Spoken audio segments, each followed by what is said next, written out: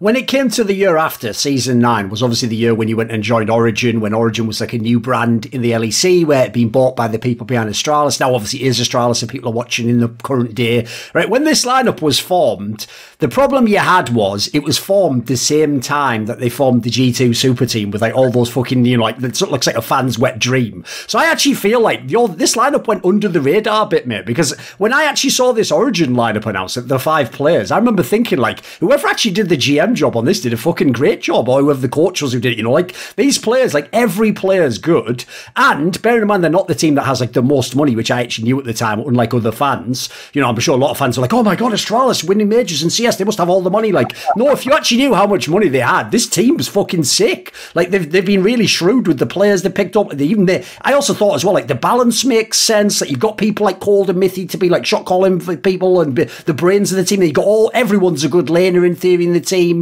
there's potential. It's not like everyone's a boomer. There's only basically Nuke Duck and Mithy are the old school players. Like, when you joined this team, bear in mind you just went through this hard year in Season 8 and Season 7 you were all like underdogs, rookie. I'm sure you must have had similar thoughts, right? This is a pretty fucking sick lineup to join. Like, how soon in the process did you join? Were you one of the first names to join? Did you join when a few names were known? How did this come about? Yeah, I think Cold joined first. Yeah, Cold. I was going to say Trashy, but his name was Cold back then too. And basically, I really wanted to play with Nuke Duck, so I had gone, like, I played with Sankux, and I thought he was like okay, and I really like, I thought he's like actually like a pretty good leader outside of the game. It's like really, really good for morale. But I thought there were like 2 to 3 mid laners in Europe that I respected. One of them was obviously Caps, and I wasn't going to play on the team with him at the time. You know, that usually wasn't happening. And the other one was Nuke Duck. And Nuke Duck, this is when he just like made finals with Schalke. And he was super insane, I thought. He was like really, really fucking good. I'd heard only good things about him from guys like Upset, etc. And like Gelato as well. You know, basically I really want to play with Nuke Duck. So I think there was even a time we were like considering going to some American team as well together. And like really deciding like what we wanted to do, because he wanted to play with me as well. And yeah, it just like, as soon as that kind of got worked out, the Fish Show was like negotiating with both of us. And then as soon as like, he was like, yeah, I'm happy. And I was like, yeah, I'm happy. We were like, okay, let's go. And then Patrick as well. We were like, there weren't like many 80 carries, I think. But Patrick was like coming from like not a great split from H2K, but he was like the star player, right? Yes. And I know how insane he was from solo queue. He like reminded me of Hans basically, but he had like a better, maybe not better, but I think he had like a slightly better mental. It's like a little bit more flexible. Obviously, like different strengths, like different players, a little bit, but I saw like the same potential that I saw in him that I saw in Hans. Like I thought they both could be like the best if they really tried. And so then the last person who joined was Mithy, and I was actually like really scared about what we were going to do for support, because I mean, we had like 4 players locked down, and then Mithy was like still conducting the TSM, and I don't know who the other support options were. I think we were like talking about like Noskurin or something, and I was like, oof, I don't know about that one, but I was like really, really pleased when eventually we managed to get Mithy. I know he had like a pretty bad rep from like the fans' perspective, because he was like on TSM and he had like a bad year, etc. But like, I mean, this guy had been like smurfing in Europe for years, and he's like one of the smartest players I played with. So I was like really, really happy that we actually managed to get him, because it was pretty close as well. I think like TSM were, I don't think they wanted to play with him, but they didn't want to like sell him cheap either. So they were like, it was like a back and forth, right. For a while, you know. At least I think that's what happened.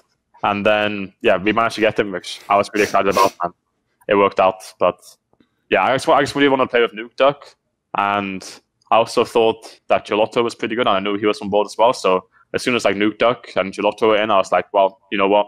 Let's go. I think we can like actually win Europe with this roster with Nuke Duck and Gelato. I'm like just really excited to play like a good mid laner, like a really good mid laner, and hopefully like a good coach from what I've heard as well.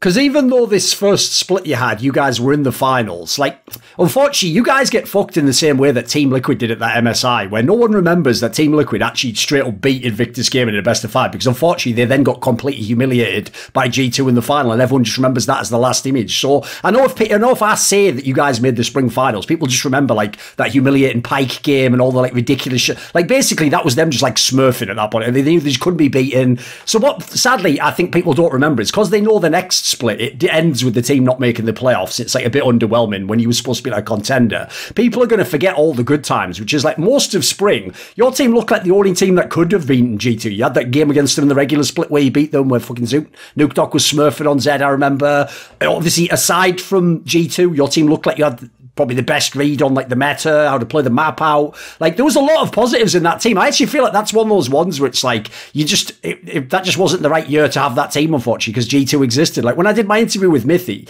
he basically just straight up admits like it just gets depressing when you play against that team. Like you realise it's basically almost impossible to win because like it's not even just hype, is it? Like they really did have like all the players in every fucking lane, and any lane could carry, and they could flex everything in the draft. It's like that you can't tell the other teams that play them like just do what they do. Like no one can they? Give me some thoughts on this, because like on the one hand, Origen clearly was like a really like fundamentally good team, right? But on the other hand, not many people, as we saw even from the Koreans, almost no one could beat G2 in best of series.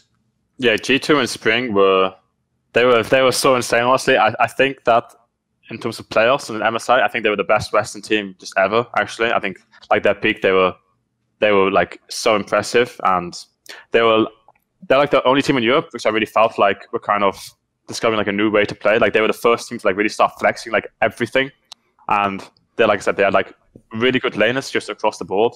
I think it was like Wonder's best split ever and like best performance ever in 2019 spring.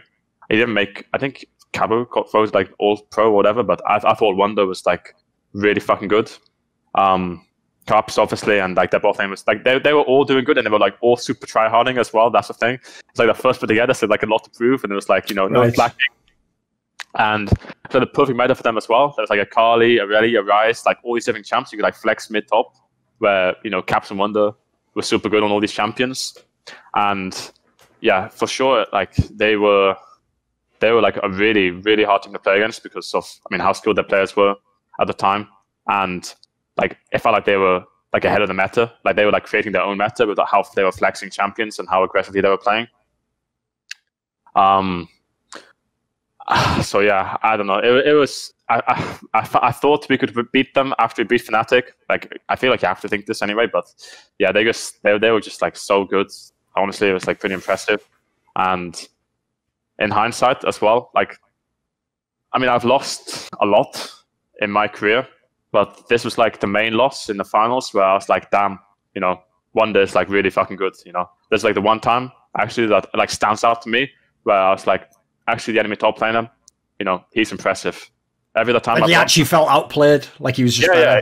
I was like, damn, I need to like fucking buckle down. I need to like, it's not like good enough.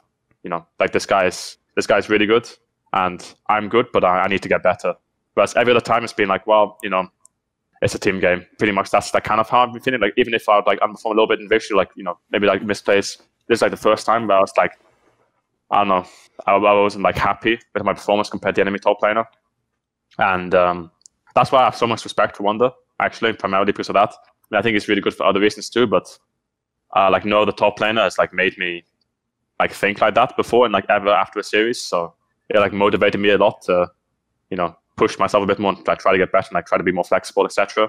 And like try to be better playing my jungle, because what they did really good as well was they were like so fucking good playing like their top side, like mid top jungle. Like it just felt really hard to play against, honestly. Like even if Wonder was like not like, even if it's like misplaying trades, like not playing the match super good, it was like it just wouldn't matter. Like Jankos and Caps would be there and they would be like too good, and it just felt impossible, to be honest.